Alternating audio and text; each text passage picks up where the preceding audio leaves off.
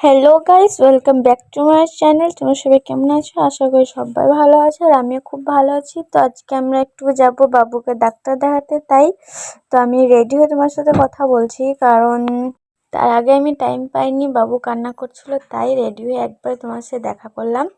তো চলো তোমার দাদাভাইকে উঠাই, ওরা দুজনে ঘুমিয়ে আছে। তো আমি চা খাবো, তারপর ওদেরকে উঠাবো, আগে পেট পুজো তারপর অন্য কিছু। আর আমি এখানে চা নিয়ে চলে এলাম একা একাই চা খেতে। তারপরে তোমার দাদাভাই আর আমার ছেলে ঘুমিয়েছিল, তাই তারপর আমি তো চা নিয়ে চলে এলাম। কি করবো, একাই খেতে হচ্ছে, তোমার দাদাভাই উঠলো না, তো বললে একটু পর খাবো, তাই সেই জন্য।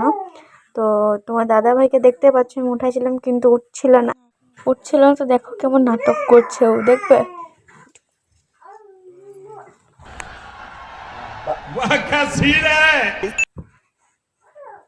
তো গাইস দেখতে পেলো মুখটা কেমন করছিল। তো এইদিকে আমার ছেলেকে আমি রেডি করে নিয়েছিলাম যাব বলে, আর এদিকে আমরাও রেডি হয়ে নিয়েছিলাম, আমার ননদ আর আমি, আর এদিকে আমার হাজবেন্ড আর আমার ছেলে, তিনজনে রেডি হয়ে গেছিলাম। তো চলো যাওয়া যাক।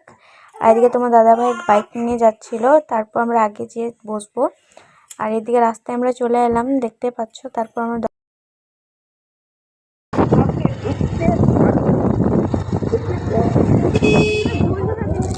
এদিকে আমার ননদ আর আমি ঠান্ডাতে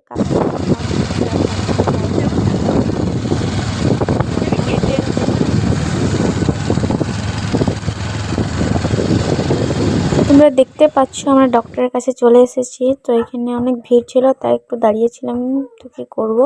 আর এদিকে ছেলে আমার তাকাই ছিল যে কি করছে, আমার কোথায় নিয়ে আসছে।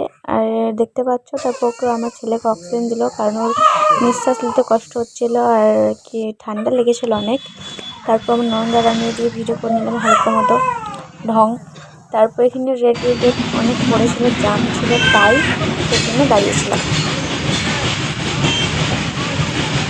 আমরা এখানে রেলগেটে ফেসেছিলাম, তাই আমরা একটু ভিডিও করে নিলাম আর কি। আর তো আমরা বাড়ি চলে এলাম। তো তোমরা সবাই যদি ভিডিওটা ভালো লাগে তো অবশ্যই লাইক, কমেন্ট, শেয়ার, সাবস্ক্রাইব করে যেও। আর পাশে থেকে তোমরা যে ভয়েসটা শুনতে পাচ্ছ, ওটা আমার ছেলে কান্না করছিল, তাই তোমরা কিছু মনে করো না। তো তোমাদের কিছু ভিডিওটা ভালো লাগে তো কমেন্টে নিশ্চয়ই জানিও। টাটা।